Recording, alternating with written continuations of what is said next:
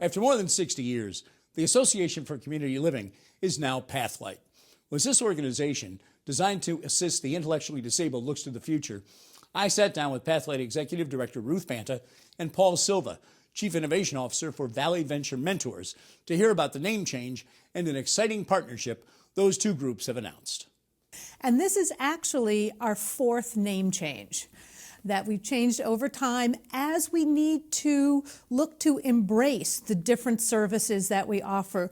The Association for Community Living did an amazing job of getting people out of institutions. We created the very first community residence in the state for people leaving Belchertown State.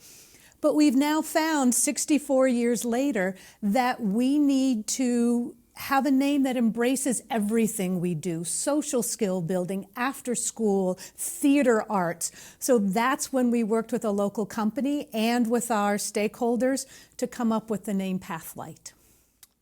Let's talk, Paul Silva. Let me bring you in on this as well, and you're both going to want to comment, I'm sure. But Valley Venture Mentors, which is an organization that basically brings together potential investors with folks who have ideas for a new kind of business, a new product. It's venture capitalism, basically. But I know so often Valley Venture Mentors tries to put kind of a social need seal on it, if you will, in many cases. Not only what might work, but what might it do to make things better. Partnership with Pathlight. What a fascinating idea. Talk to us about what you're looking for, what you're going to do. It's going to be a national advertisement, if you will, to look for new ideas to help people who have intellectual disabilities.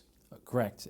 So for those unfamiliar with our organization, and my compliments, Valley Venture Mentors is a mouthful and very hard to say, all the right words in the right places. Thank you. So we are an organization, nonprofit, dedicated to helping entrepreneurs go from the I have an idea stage all the way up to what we jokingly refer to as benevolent world domination. How can you make a huge impact on the world? And that gets to your point. Making money is an important part of life. There's plenty of people that can focus on that. We feel that we want to make a real impact. And to do that, you have to have money to fuel everything that you do.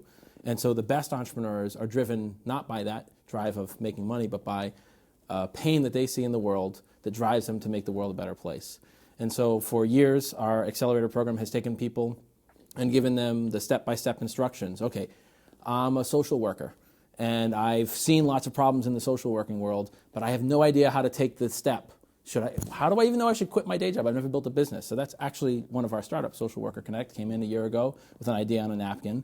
And now I'm proud to say that they got a giant group of mentors to love and support them, cherish them, and then they got some prize money, raised some investor money, and now their first product's about to roll out. And if things keep going, they're going to revolutionize chunks of the social working world all throughout the country. That's a really exciting thing to be a part of, and that's what our program delivers them by connecting them to the investors and the training that they need.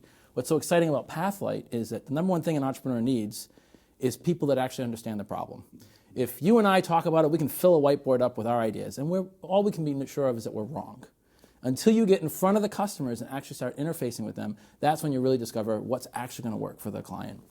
And so the entrepreneurs that are out there that are working in a field that touches on what Pathlight and its sister organizations across the country do, there's probably an occupational therapist out there who's created, some of them might even work for you, right? They've created a workaround for one of their clients, right? There's a family member that's figured out, gee, if only we could just do this. Uber does this, why can't I do this for my family member? Then they can have the independence that they need, that they deserve.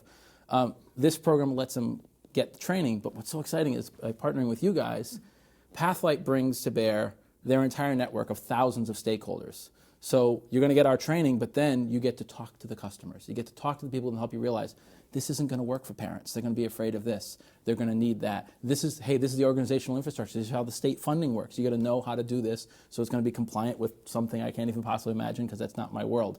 That is a huge advantage for anyone who wants to make an innovation. Particularly in this space, it can be harder when you're trying to do good and do well. You need some extra help, and Pathlight is bringing that to the table.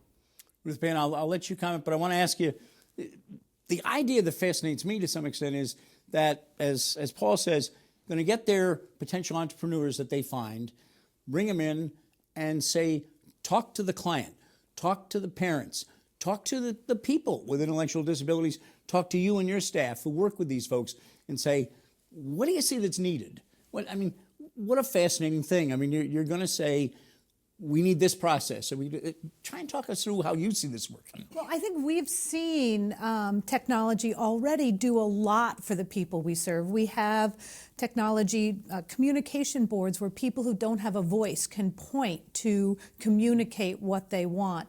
So we've seen pieces of it, but we think it can be a lot more. There is a cadre of young adults with intellectual disabilities and with autism that are coming of age. They are technology natives. They know how to, the cell phone, they're glued to their cell phone just like any other 20-year-old. But they want to live independently, just like their peers, but they need a little extra help. There are some safety issues, transportation, health, and so we are looking for those entrepreneurs who have an idea, or they may even be the same generation. They may be classmates of these individuals and can create an app, a solution, hardware to help them live independently just like their peers. So that's some of what we are looking for. We think there are many, many ideas out there that people have, but they've only created them for one person. And we're hoping to get the message out. What you've done for one person may help many. And the VVM Accelerator, through the Pathlight Challenge, can help you get there. Paul Silva, let me ask you about that.